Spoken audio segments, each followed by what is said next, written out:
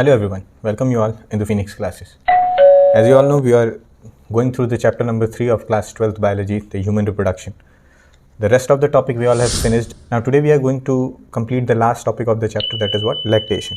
So let us consider what is lactation. तो पहली चीज़ आई lactation होता क्या है भाई? मिल्क फीड कराना, यही प्रोसेस क्या कहलाता है? लैक्टेशन कहलाता है. लास्ट क्लास में हमने कंप्लीट किया था एक टॉपिक जो है वो था क्या? हमने क्या कंसीडर किया था? लैक्टेशन एमनोरिया क्या होता है? एमनोरिया मतलब आपको बताया था क्या होता है? एब्सेंस. एमनोरिया मतलब क्या होता है? एब्सेंस. एमनोरिया मतलब क्या हो गया? एब्सेंस. और लैक्टेशन मतलब क्या होता है भाई? मिल्क फीडिंग के लिए हमने क्या नाम दिया है? लैक्टेशन. तो मिल्क फीडिंग की वजह से, किसकी वजह से? मिल्क फीडिंग की वजह से जो एब्सेंस आता है, किसमें? मेंस्ट्रुअल साइकिल का जो एब्सेंस आता है या ओवम प्रोडक्शन का जो एब्सेंस आता है, इसी प्रोसीजर को हम क्या बोलते हैं? Lactation amenorrhoea. बेसिकली हम जानते हैं जब भी फीमेल बॉडी प्रेग्नेंट होती है एक बार, तो क्या होता है? फर्टिलाइजेशन के बाद 9 मंथ तक उस प्रोजनी की डेवलपमेंट चलती है. उस दौरान ना ही ओवम प्रोड्यूस होता है, ना ही कोई इंडोमेट्रियम जो है वो बनता है या शेड ऑफ होता है. ठीक है. सो दैट मीन्स 9 मंथ तक फीमेल बॉडी जो है वो किसी ओव्यूलेशन से होकर के नहीं गुजर रही है, ना ही कोई इंडोमेट्रियम मेंस्ट्रुअल साइकिल हो रही है उसकी बॉडी में. बट आफ्टर दैट ऑल्सो 6 से 8 महीने तक फीमेल बॉडी में क्या होता है? उसके बाद भी जो मेंस्ट्रुअल साइकिल नहीं होती है या ओवम प्रोडक्शन नहीं होता है, उसी प्रोसीजर को हम क्या बोल रहे हैं? लैक्टेशन एमनोरिया कंसीडर करें. अच्छा, ऐसा क्यों नहीं होता है? क्योंकि मदर बॉडी किस पे भी ज़्यादा कॉन्सेंट्रेटेड है? मिल्क प्रोडक्शन पे. मिल्क प्रोड्यूस करेगी तभी तो वो प्रोजनी उसको कंज्यूम कर पाएगा. अदरवाइज क्या होगा कि अगर इस समय भी ओव्यूलेशन होने लग जाए तो इंडोमेट्रियम बनना पड़ेगा, और इंडोमेट्रियम बनेगा तो वो शेड ऑफ होगा, मतलब ब्लड लॉस फीमेल बॉडी से ज़्यादा हो जाएगा. तो ये नेचुरल तरीके से फीमेल बॉडी में ऐसा सिस्टम है जिसमें क्या होता है कि मिल्क फीडिंग के दौरान, जब वो स्टार्टिंग की स्टेज होती है, 6 से 8 महीने की जो स्टेज होती है शुरू में, जब वो मिल्क फीडिंग कराती है फीमेल, सो उस दौरान उसकी फीमेल बॉडी में क्या होता है? कोई ओव्यूलेशन नहीं होता है, ना ही मेंस्ट्रुअल साइकिल होता है. ठीक है. So we can consider female body में एक तो 9 मंथ्स तक जो है वो तो मिल्क प्रोडक्शन, या फिर हम देख सकते हैं मेंस्ट्रुअल साइकिल जो है वो नहीं होता है, क्योंकि वो क्या हो रहा है? उस समय प्रोजनी की डेवलपमेंट हो रही है फीमेल बॉडी के अंदर. उसके बाद यहाँ लैक्टेशन एमनोरिया में भी क्या होता है? 6 to 8 मंथ तक जो होता है ये मेंस्ट्रुअल साइकिल या ओव्यूलेशन जो है, oogenesis प्रोसेस जो है वो नहीं होती. क्यों? क्योंकि मिल्क फीडिंग पे वो ज़्यादा फोकस्ड है, तो उस समय ऐसा प्रोसेस नहीं चलने वाला. तो फीमेल बॉडी में आफ्टर, अगर हम बात करें फर्टिलाइजेशन, कितने टाइम तक जो है वो मेंस्ट्रुअल साइकिल नहीं होती है? सो 9 मंथ्स प्लस 6 मंथ यहाँ से कंसीडर करें तो लगभग कितने हो जाएंगे? 15 मंथ्स तक किसी भी तरीके का कोई भी जो है ओव्यूलेशन या मेंस्ट्रुअल से फीमेल बॉडी नहीं गुजरती है. ये बात ध्यान रखिएगा. क्वेश्चन क्या पूछा गया? अगर प्रेगनेंसी तक पूछा गया तो 9 मंथ हो गया. अगर पूछा गया कि कब तक मेंस्ट्रुअल साइकिल नहीं होगी तो टोटल 15 मंथ. अगर लैक्टेशन एमनोरिया से पूछा गया तो 6 से 8 महीने. सो एज पर दैट 15 महीने तक फीमेल बॉडी में ओव्यूलेशन नहीं होना है आफ्टर द फर्टिलाइजेशन. 15 से 18 वी कैन कंसीडर. ठीक है. बट अगर एक ऑप्शन सेलेक्ट करना हो तो आप 15 सेलेक्ट करेंगे. So this is what the lactation amenorrhoea. अब बात करते हैं हम एग्जैक्टली लैक्टेशन की. अभी हमने बात की कि लैक्टेशन क्या होता है, तो लैक्टेशन मिल्क फीडिंग के प्रोसेस को ही हम क्या बोल रहे हैं? लैक्टेशन कंसीडर कर रहे हैं. अब ये मिल्क फीडिंग जो होती है, इसमें जो मिल्क के लिए ग्लैंड है उसका नाम क्या है भाई? It is called as mammary gland. क्या नाम है? Mammary gland. ये मैमरी ग्लैंड जो होती है वो क्या हो जाती है? डिफरेंशिएट हो जाती है. किसके प्रेजेंस में? प्रोलैक्टिन हार्मोन जो कि पिट्यूटरी से आता है वो एक्टिवेट कर देता है किसको? मैमरी ग्लैंड को. और मैमरी ग्लैंड एक्टिवेट होकर के क्या स्टार्ट कर देती है? It will start the milk production. और मिल्क प्रोडक्शन का स्टार्ट कर देती है कौन? Mammary gland. अब ये मिल्क जो है वो कंज्यूम किया जाएगा किसके द्वारा? उस प्रोजनी के द्वारा, जिस प्रोसेस को हम क्या बोलेंगे? लैक्टेशन बोलेंगे बेसिकली. ठीक है. अब इस मिल्क में क्या चीज़ अवेलेबल है? मिल्क में एक स्पेसिफिक चीज़ होती है जिसको हम बोलते हैं कोलेस्ट्रम. क्या नाम देते हैं हम? कोलेस्ट्रम बोलते हैं. ये कोलेस्ट्रम क्या है? इनिशियल स्टेज में जो लाइट येलो कलर का जो मिल्क प्रोड्यूस होता है फीमेल बॉडी में, उसी को हम क्या नाम देते हैं? कोलेस्ट्रम नाम देते हैं. इनिशियली प्रोड्यूस्ड मिल्क है ये फीमेल बॉडी में. ठीक है. और ये लिटिल येलोइश कलर का होता है. ये बहुत इंपॉर्टेंट है. It is rich in nutrient. ये कैसा है भाई? It is rich in nutrients. कौन कौन से न्यूट्रिएंट इसमें पाए जाते हैं? सो बेसिकली यहाँ देखा गया क्या? कैल्शियम आयन प्रेजेंट है. साथ में क्या प्रेजेंट है? लैक्टोज एज अ शुगर यहाँ पे अवेलेबल है. और साथ में क्या है? फैट भी यहाँ पे प्रेजेंट होता है, जिसकी वजह से उस प्रोजनी को जो अच्छी डेवलपमेंट मिल पाती है. और न्यूट्रिएंट बाकी भी होते हैं. ज़्यादा रिच किस में होगा? कैल्शियम में. लैक्टोज एक कार्बोहाइड्रेट है जो मिल्क में प्रेजेंट होता है, और ये फैट भी उसको मिलता रहेगा. ठीक है. सो इसलिए अच्छे से डेवलपमेंट हो जाती है प्रोजनी की. इसीलिए मिल्क फीडिंग जो है वो बहुत ज़्यादा रिक्वायर्ड है. अब एक चीज़ है, एक स्पेसिफिक चीज़ है जिसको हम बोलते हैं IgA. IgA मतलब क्या है? ये एक एंटीबॉडी है. ये क्या है? IgA is what? एंटीबॉडी. और आप जानते हैं एंटीबॉडी क्या है, एक स्पेसिफिक प्रोटीन होती है जो किसी भी पैथोजन को मारने का काम करती है, किसी भी डिजीज कॉजिंग माइक्रो ऑर्गेनिज्म को मारने का काम कौन करती है हमारी बॉडी में, एंटीबॉडी करती है।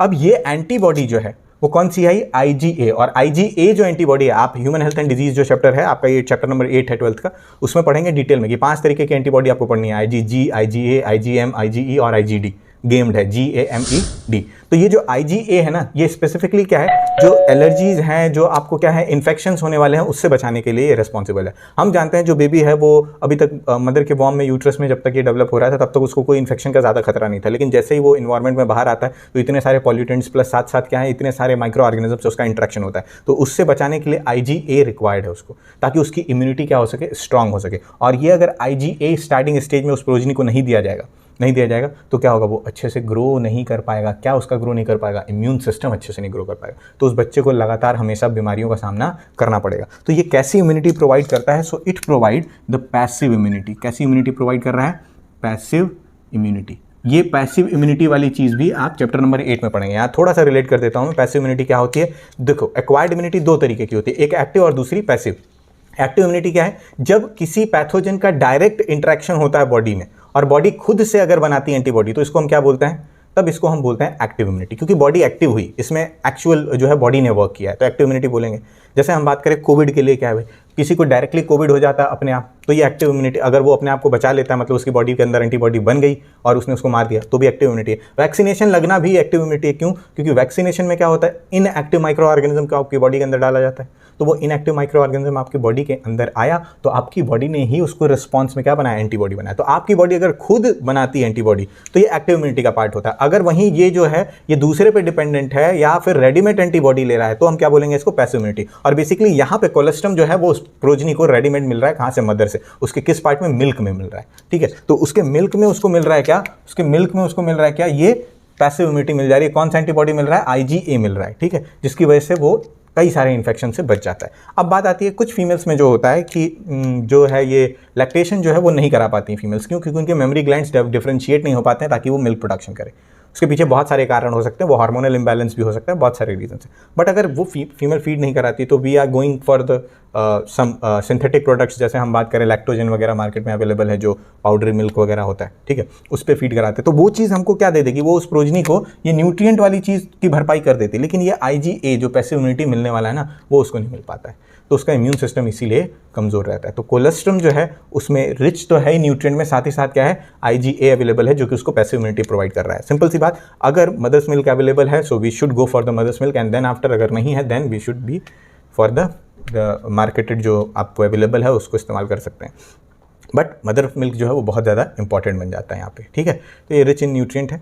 आगे बात करते हैं। अब इसके बाद एक टॉपिक लास्ट बचा हुआ हमारा, क्या, मेमोरी ग्लैंड। तो कंप्लीटली हम स्ट्रक्चर के साथ समझते हैं कि मेमोरी ग्लैंड क्या है और कौन कौन से उसके पार्ट हैं, और उसकी शॉर्ट ट्रिक मैं लास्ट में आपको बताऊंगा, जिससे पूरा मेमोरी ग्लैंड आपको तैयार हो जाएगा कि किसके अंदर क्या प्रेजेंट है, कौन से लोब्स है, कौन से ट्यूब्यूल्स है, एवरीथिंग। बहुत ज़्यादा कन्फ्यूजन होती है बच्चों को कि कहाँ क्या है सर, कुछ याद नहीं होता है। इट विल बी क्लियर, एकदम क्लियरली ये मेंशन कर दूंगा मैं आपको एक एक चीज़ कि कैसे कहाँ पे क्या अवेलेबल है और किससे क्या प्रोड्यूस होता है। चलिए, so let us move forward. Now अगली बात हमारी क्या आती है, structure of memory gland. Structure of memory gland. देखिए, मेमोरी ग्लैंड का प्रेजेंट होना यही जो है ये इंडिकेट करता है कि ऑर्गेनिज्म जो है वो मैमल है। मैमल्स में क्या होता है, मेमोरी ग्लैंड प्रेजेंट होती है, मेल में भी और फीमेल में भी। बेसिकली मेल में ये रूडिमेंट्री रह जाता है, इसकी डेवलपमेंट नहीं होती है, जबकि फीमेल में इसकी डेवलपमेंट होती है। आफ्टर प्यूबर्टी जैसे ही सेक्स हार्मोन का प्रोडक्शन होता है, ईस्ट्रोजन और प्रोजेस्टेरॉन, धीरे धीरे क्या होता है, इस मेमोरी ग्लैंड में डेवलपमेंट आना स्टार्ट हो जाता है। और जो है ये मेमोरी ग्लैंड जो है इसको हम जनरली क्या बोलते हैं, it is what, a breast. और इसकी साइज़ इंक्रीज होना क्या हो जाती है, स्टार्ट हो जाती है आफ्टर द प्यूबर्टी। अब साइज़ इंक्रीज होगा धीरे धीरे, क्या क्या चीज़ें अवेलेबल है इसमें ये समझने की कोशिश करते हैं। देखिए, this is what the internal part. सबसे इंटरनल पार्ट है ये चेस्ट कैविटी है, जिसको हम थोरैक्स बोलते हैं। उसके अंदर हम जानते हैं कि हमारे रिब्स अवेलेबल होंगे। रिब्स के बीच में जो मसल्स होता है इंटरकॉस्टल मसल बोलते हैं। और क्या प्रेजेंट होगी भाई, जो शोल्डर एरिया के पास, इस एरिया में जो मसल्स पाई जाते हैं उसको हम पैक्टोरलिस या पैक्टोरल मसल्स बोलते हैं। ये एरिया ही पैक्टोरल है, और यहाँ पे जो गर्डल होता है उसको पैक्टोरल गर्डल बोलते हैं, आप जानते हैं। तो ये पैक्टोरलिस एरिया है, ठीक है। तो वो चीज़ मैं मेंशन यहाँ नहीं कर रहा हूँ। यहाँ अंदर की तरफ प्रेजेंट होती है क्या, यहाँ अंदर की तरफ प्रेजेंट होती है ग्लैंडुलर टिश्यू। यहाँ क्या प्रेजेंट है, ग्लैंडुलर टिश्यू प्रेजेंट है। मेंशन करते हुए चलते हैं, ये क्या है भाई, this is what the ribs और ये पूरी मसल्स जो एक साथ अवेलेबल है, इंटरकॉस्टल तो बीच वाली मसल को बोल रहे हैं, इसको हम क्या बोल रहे हैं, इसको हम बोल रहे हैं पेक्टोरलिस या pectoral muscles we can consider. ये क्या है, this is what the glandular tissue. ये क्या है, ग्लैंडुलर टिश्यू, ठीक है। अब ग्लैंडुलर टिश्यू का काम क्या होगा भाई, ग्लैंड नाम से ही दिख रहा है, ग्लैंड का मतलब क्या होता है भाई कि अगर वो कोई चीज़ का सिक्रीशन करने की एबिलिटी रखता है तो उसको हम क्या बोलते हैं, उस स्ट्रक्चर को ग्लैंड। तो यही बेसिकली क्या बनाने वाला है, यही बनाने वाला है मिल्क को, और मिल्क को ग्लैंडुलर टिश्यू ही प्रोड्यूस करते हैं। किसके एक्शन से, तो वहाँ से जब पिट्यूटरी से सिग्नल आता है किसका, प्रोलैक्टिन का, जब पार्चुरेशन होती है उसके बाद ही ये मेमोरी ग्लैंड जो है वो मिल्क का सिक्रीशन कर पाती है, और ये ग्लैंडुलर टिश्यू जो है वो एक्टिवेट हो पाता है। क्यों, क्योंकि उसी समय प्रोलैक्टिन का सिक्रीशन स्टार्ट हो जाता है, प्रोलैक्टिन हाई अमाउंट में सिक्रीट होता है और वो जाकर के स्टिमुलेट कर देता है किसको, इस ग्लैंडुलर टिश्यू को। अब ये ग्लैंडुलर टिश्यू आगे चल के क्या करेगा, ये प्रोड्यूस करना स्टार्ट कर देगा किसको, मिल्क को, ठीक है। अब देखिए क्या है, आगे की तरफ ये बढ़ता है तो क्या होता है, देखिए यहाँ पे प्रेजेंट होती है आगे की तरफ स्ट्रक्चर जो है, इसको हम बोलते हैं मेमोरी लोब्स। ये क्या है भाई, these are the memory lobes. अब ये मेमोरी लोब्स आगे चल के डिवाइड हो जाती हैं, मेमोरी लोब्स आगे चल के डिवाइड हो जाते हैं, these are what, the memory lobes.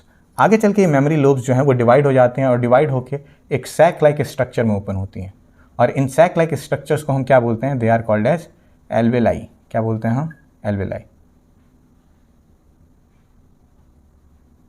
ठीक है। अब इसी एल्वेलाई में ये ग्लैंडुलर टिश्यू क्या भेज देता है, मिल्क अपना पहुंचा देता है, ठीक है। तो ग्लैंडुलर टिश्यू से ये ओपनिंग जो है इसमें किस में पहुंची है, ये इसको हम बोलते हैं क्या, they are called as memory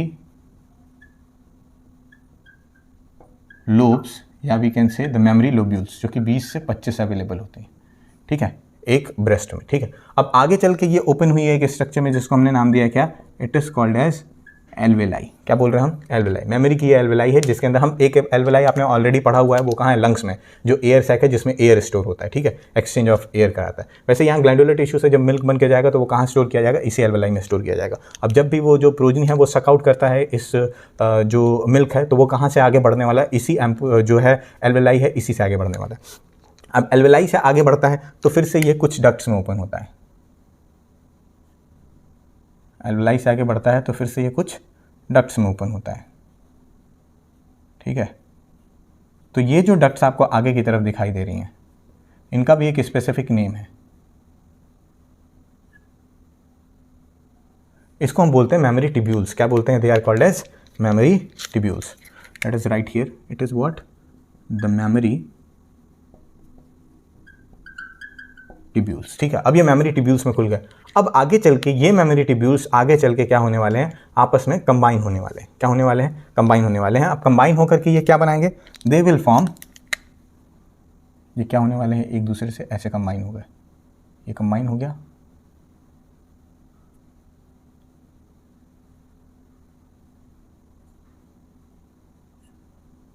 देखिए इतने सारे आपस में क्या हो गए हैं, कंबाइन हो गए।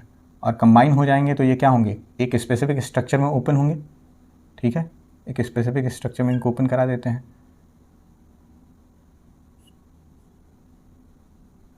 ये ओपन हो गए। अब ये जब ओपन होते हैं इनको हम क्या बोलते हैं, दे आर कॉल्ड एज, अब कहानी आगे बढ़ेगी, हम कहाँ तक पहुँचे हैं पहले देखें हम, मेमोरी लोब्यूल्स में है, मेमोरी लोब्यूल से कहाँ आ गए, एल्वेलाई में, एल्वेलाई से कहाँ आ गए, मेमोरी टिब्यूल्स में। अब ये यहाँ से मेमोरी डक्ट में जाएंगे, कहाँ जाएंगे, ये जो डक्ट्स हैं इनको हम क्या बोलते हैं, they are called as memory ducts, यहाँ लिख दे रहा हूँ मैं, they are called as memory ducts. अब मेमोरी डक्ट्स जो हैं वो आगे चल के ओपन होती है एक वाइडर पार्ट में जिसको हम बोलते हैं एम्पुला। ये आपस में जुड़ जाएंगे और जुड़ के क्या होंगे, ये सब के सब एक साथ ओपन होंगे, ठीक है, और ये सब भी आपस में जुड़ के क्या होंगे, एक साथ ओपन होंगे। इसको हम क्या बोलेंगे, एम्पुला बोलेंगे। इसको क्या नाम दिया हमने, मेमोरी एम्पुला।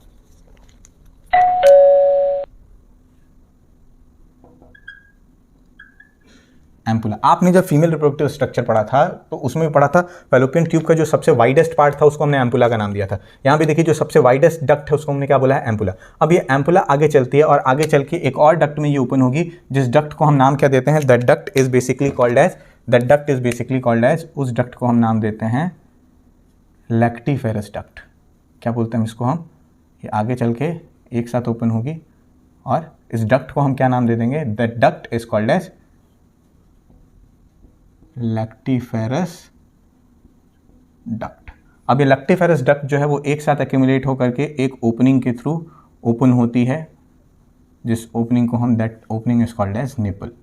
इसी के थ्रू क्या होता है, प्रोजनी जो है वो सक आउट कर लेता है जो भी मदर्स मिल्क है उसको। अब देखिए ये जो पूरा स्ट्रक्चर बना, दैट इज लाइक दिस, ये स्ट्रक्चर कुछ ऐसा बन गया, ठीक है। This is what the structure of the mammary gland in the female body. Female body में जो मैमरी ग्लैंड है वो स्ट्रक्चर कैसा होता है, एग्जैक्टली इसी तरीके का वो स्ट्रक्चर है। और अब ये जो है ये बाहर की तरफ, हम तो इतने सारे डक्ट देख लिए हमने, इस डक्ट के अलावा भी बाहर की तरफ आपको दिख रहा है कि कुछ एरिया खाली है। इस खाली एरिया में क्या भरा होता है, that vacant area is completely filled with, जैसे हम बात करें ये वाला जो एरिया, ये पूरा क्या है, खाली है ना, ये पूरा एरिया क्या है, खाली है। ये पूरा एरिया जो है वो फिल्ड रहता है किससे, that is filled with the adipose tissue. किससे फिल्ड है ये, एडिपोज टिश्यू से फिल्ड है। और एडिपोज टिश्यू जो होता है वो क्या होता है, it is nothing but it is what, the fat content. और ये फैट कंटेंट ही जो है वो ब्रेस्ट के साइज जो है वो डिपेंड इसी पे करती है। अगर फैट कंटेंट फीमेल बॉडी में ही अगर कम है तो सिंपल सी बात है कि मैमरी ग्लैंड में भी वो कम होगी, और मैमरी ग्लैंड में अगर कम होगा फैट कंटेंट तो उसका साइज भी क्या होगा, लिटिल बिट शॉर्टर होगा। और अगर यही फैट कंटेंट ज़्यादा होता है तो जो ये मैमरी ग्लैंड है उसका साइज क्या हो जाता है, बड़ा हो जाता है। It depends on the adipose tissue present inside that. बाकी चीज़ें तो डक्ट ही हैं जो कि सब में बराबर अवेलेबल होती हैं। अब बात करते हैं ट्रिक की। तो यहाँ पे हमारे पास ट्रिक क्या है, दैट इज़ व्हाट हम यहाँ बात कर सकते हैं, इट इज़ लता डैड, ऐसे याद रख लीजिए, लता डैड। अब ये लता डैड क्या है भाई, एल जो है ये क्या है, मेमोरी लोब्यूल्स हैं, ठीक है। देखिए सबसे पहला स्ट्रक्चर क्या है, ग्लैंडुलर टिश्यू के बाद मेमोरी लोब्यूल्स। मेमोरी लोब्यूल्स जो है वो किस में ओपन हुआ है, ये ओपन हुआ है एल्वेलाई में, एल्वियोलाई, ठीक है। देखिए एल्वेलाई में ओपन हुआ है। ये एल्वेलाई आगे चल के किस में ओपन हुई है, मेमोरी टिब्यूल्स में। ये किस में ओपन हो गया, टिब्यूल्स में ओपन हो गया। अब ये टिब्यूल्स जो है वो आगे चल के किस में ओपन हुआ है, देखिए यहाँ पे क्या आया है, किस में ओपन हुआ है, टिब्यूल्स के बाद कहानी क्या आई है, मेमोरी डक्ट्स आया है। क्या आया है, मेमोरी डक्ट्स। कौन सी डक्ट है, मेमोरी डक्ट है। मेमोरी डक्ट के बाद ये किस में ओपन हुआ है, देखिए ये एम्पुला में ओपन हुआ है। किस में ओपन हुआ,